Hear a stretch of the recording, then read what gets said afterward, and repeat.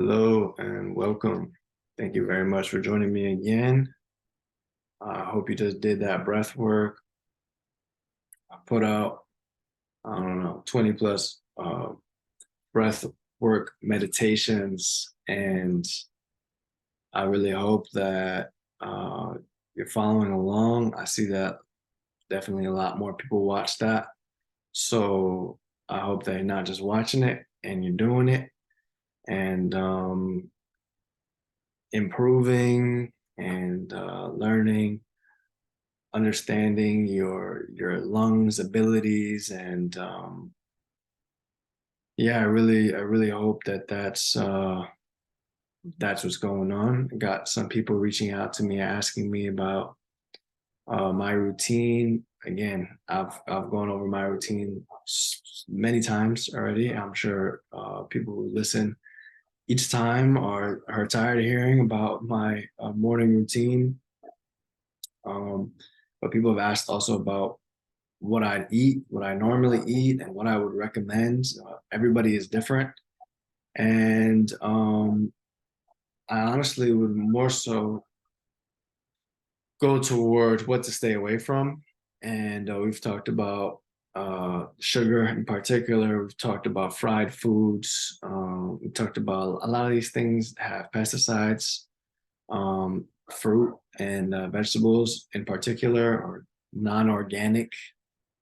Allegedly, that's what or the organic stuff is getting sprayed with less pesticides. So if you spend a couple extra dollars to poison yourself a little bit less, I think it's worth it. But I also would say the less you put in, the better your body will actually do. For the very most part, most people, especially people who are not underweight, um, the less you put in, the better your body will do at repairing itself and bringing itself closer to homeostasis or equilibrium and balance. And you'll have better sleep, and your sleep will propel you into making better decisions, making healthier decisions, making earlier decisions. In terms of pre-planning, it'd be saying the next day, setting an intention the night before, or setting an intention for the week. This week, I'm gonna eat healthy. Just made a plan for someone this week.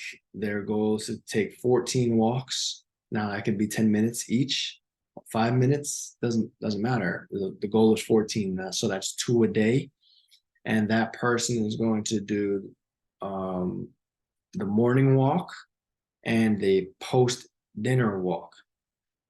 So even if it's just 10 minutes, so that's 14 walks a week. They're gonna do 14 pull-ups a week, or excuse me, chin-ups a week. And this is just a very small part of a pretty large plan, but it's a daily ritual.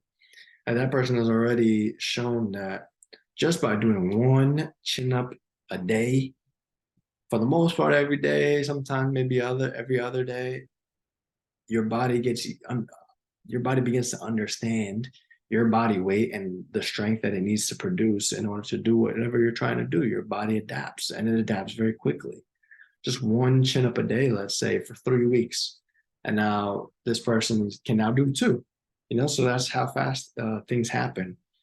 And so their goal is 14 chin ups a week, because every time they walk, they get to a place where they can do a chin up. So if they're going to walk past it anyway, might as well get one in. And that is, I think, the compounding.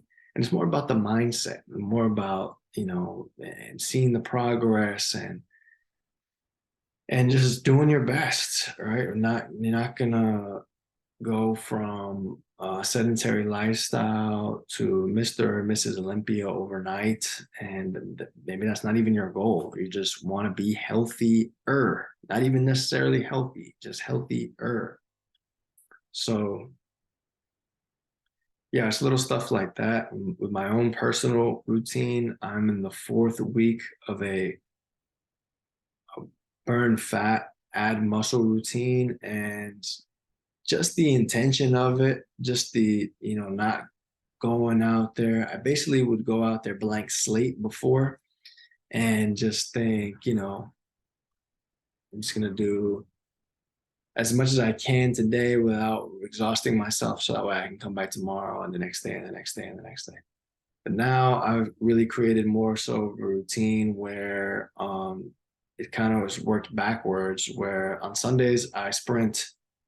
So Mondays I only sprint on Sundays. So Mondays I normally come out and have a lot more energy, because Friday and Saturday I kind of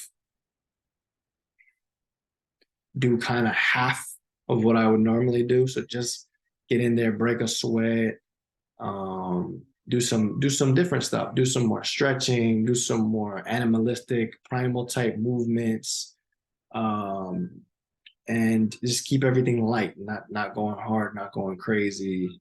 And then because Friday, Saturday, I took it kind of easy, and then Sunday I only sprint. I come back Monday with more energy, and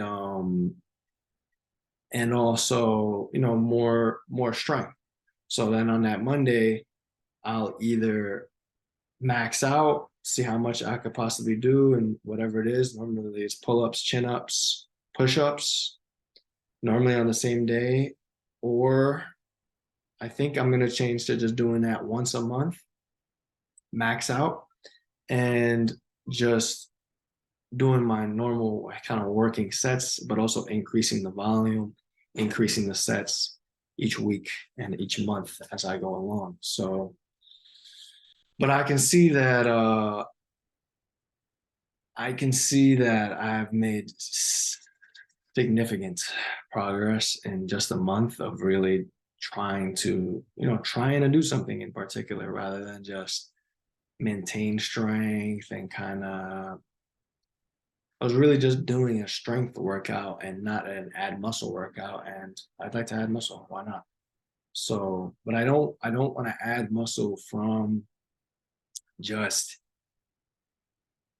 eating a lot, and maybe not eating very clean, because then what I've found in the past is that I've gone through these cycles, and I haven't really done it very recently, but I've gone through these cycles in the past, especially from like the ages of 20 to 23, let's say, where I'm drinking a lot of protein shakes, I'm eating a lot, and I'm working out a lot, and I start to gain size, and then I get sick.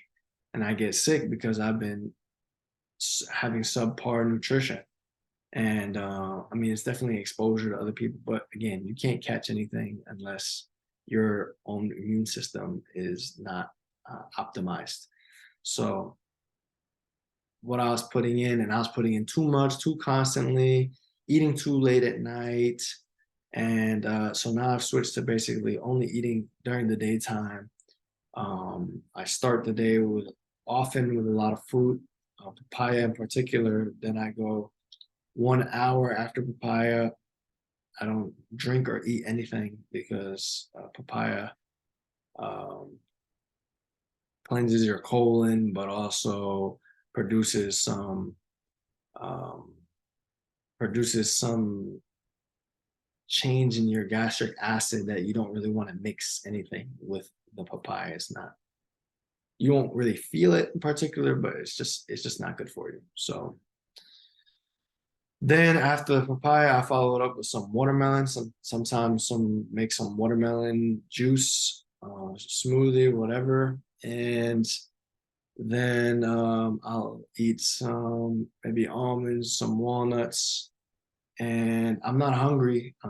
I've been fasted. I'm not hungry. I'm just breaking it to get my nutrients in, and then I'll have um, a a shake where I'll have cacao, uh, dates, almond butter, oat milk, and banana, And sometimes I'll have two of those. And then I just started again with having um, whey protein isolate and just having that with milk, with oat milk. And yeah, my body doesn't really like the whey protein. Um,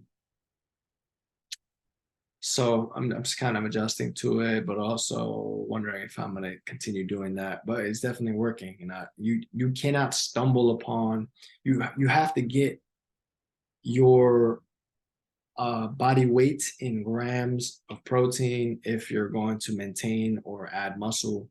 And if you're working really hard to build muscle, then if you're not doing that, then you're not going to be able to recover as well. You're not going to be able to build muscle. So if you're 150 pounds, you got to have 150 grams of protein, and you can't do that by accident. It's just not possible. You have to eat a lot of freaking protein, and you'd have to drink a lot of protein shakes in order to get there. And it's just not going to happen by accident. So it's something about definitely living an intentional lifestyle. And on that note, something that I want to talk about is a lot of people, you talk about morning routine, you talk about um, uh, being healthier, you talk about alkaline, adding electricity to your body and to your mind. And now see, a couple days ago, Japan banned cereal, particularly American cereal, particularly for kids. And, you know, basically because of its link to cancer. And also, California banned certain sweets that have four different ingredients, but one of them being red dye. And again, we know these things are terrible for us. They dim your electricity. They dim your mind, your body, your spirit, and they keep you making decisions that are not beneficial for your health or for just your overall life. And they're not worth it. They're not worth picking that over yourself, over your family, over your friends, over the the life you could be living and the way you could be feeling about yourself and striving towards your own personal success. And heard recently, like, real true hell is when the person you are meets the person you could have been. And that sounds pretty terrible. So you have to have something you're running to, your goals, and something you're running from, which is the alternative to you following plan and living an intentional lifestyle, which, what if you stayed exactly as you were? Everything stayed exactly status quo from now until you know, 20 years down the line, 40 years down the line, until you hit the grave. If everything stayed the same, would you be okay with that? And if so, then maybe you're content with your life and maybe you're already doing the things that you need to be doing. But if not, then you need to orient yourself towards the highest good. So thank you very much for joining me. Really appreciate it. Please like, comment, subscribe, reach out to me. Let me know what you want to hear me talk about next. Peace.